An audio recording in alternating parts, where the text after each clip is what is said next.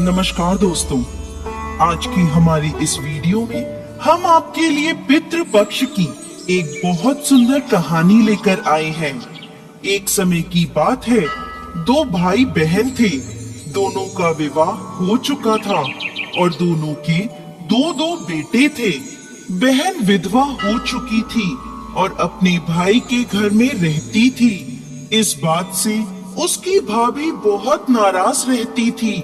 ऐसे ही पितृ पक्ष आया तो वह बोला, मैं पितरों के तर्पण और पिंडदान के लिए गंगा जी जा रहा हूँ। ऐसा कहकर वो गंगा जी के लिए चला गया।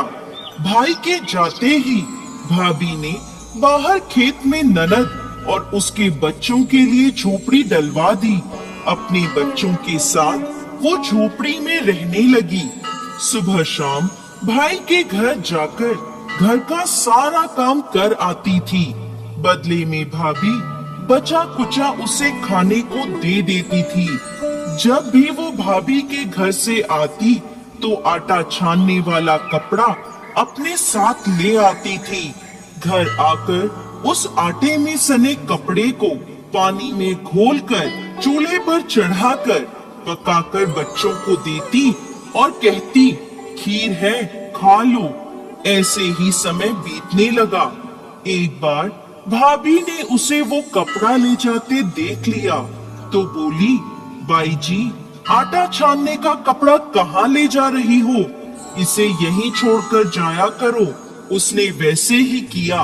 उस दिन भाभी ने उसे बचा कुचा भोजन भी नहीं दिया और बोली, कल आपकी माँ का श्राद्ध है, बिना बुलाए तो आना मत। हाँ, आंगन में लगा ये पीपल का पेड़ अगर अपनी जगह से हिले तो आ जाना।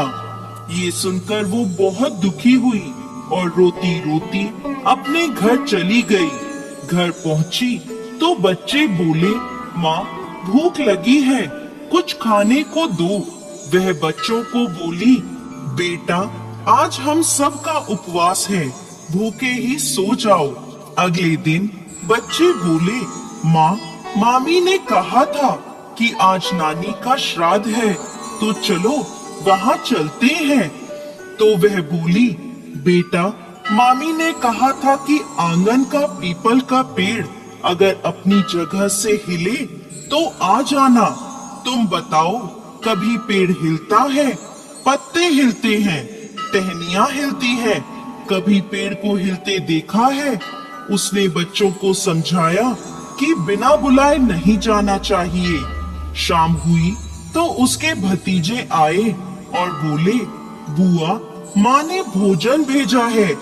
उसने देखा तो भोजन के नाम पर 2 सूखी रोटियों के ऊपर थोड़े से चावल रखे थे। यह देखकर उसे बहुत क्रोध आया और अपने बच्चों से बोली, इसे झोपड़ी के ऊपर फेंक दो।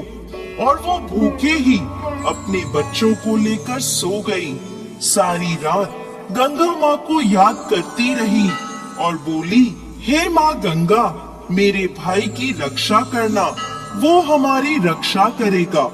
अगले दिन भाभी आई और बोली, बाई जी, कल तुम्हारे पिता का श्राद्ध है, बिना बुलाए आना मत, लेकिन आंगन का पीपल का पेड़ हिले तो आ जाना। अगले दिन भी वो भाभी के घर भोजन के लिए नहीं गई। शाम को फिर उसके भतीजे आए और 2 सूखी रोटियां चावल के साथ दे गए। उसने फिर वह रोटी और चावल झोपड़ी के ऊपर फिकवा दिए और भूखी ही बच्चों को लेकर सो गई और सारी रात रोती रही, माँ गंगा से प्रार्थना करती रही। इसी तरह पितृ पक्ष के 16 दिन बीत गए और उसका भाई वापस आया तो उसने देखा उसके घर के आंगन में कीचड़ ही कीचड़ भरा है। वो अपनी पत्नी से पूछने लगा, ये कैसा कीचड़ है? मेरी बहन और भांजे कहाँ हैं?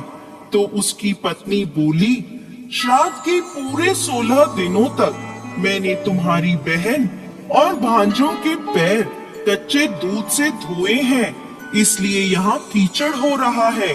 तुम्हारे पीछे से मैंने उनकी खूब सेवा करी, खीर पूरी खिलाई, फिर भी वो मुझसे नाराज होकर खेत में झोपड़ी डालकर रह रही हैं।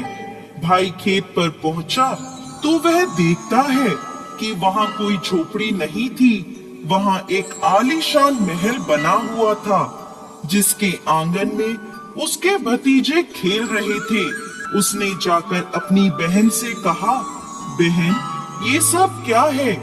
तब उसने अपने भाई को सारी बात बताई और बोली, भाई, जो तेरे आंगन में कीचड़ है वो कच्चे दूध से नहीं बल्कि भाभी के व्यवहार से, जो मैं दिन रात रोती थी, उन आंसुओं का कीचड़ है।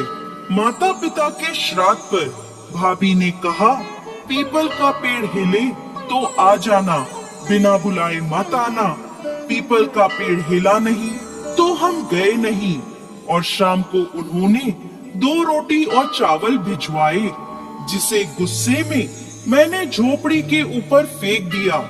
माता पिता के आशीर्वाद तेरे साथ और गंगा मैया की कृपा से ये सूखी रोटियां सोने में और चावल हीरे मोतियों में बदल गए, जिसके प्रभाव से ये सब हुआ है। भाई ने अपनी बहन से अपनी पत्नी की गलती की माफी मांगी और घर चलने को कहा। तब बहन बोली, भाई, गंगा मैया ने तेरी रक्षा करी तो हमारी रक्षा करेगा, लेकिन अब हम यही रहेंगे। ये सुनकर भाई ने अपने माता पिता को याद किया और बोला, मेरे पितरों, जैसे मेरी बहन और भांजों की रक्षा करी, उनके दुख काटे, वैसे सबके काटना, सबकी रक्षा करना। कहानी को कहने वाले, सुनने वाले और होकार भरने वाले सब पर कृपा करना।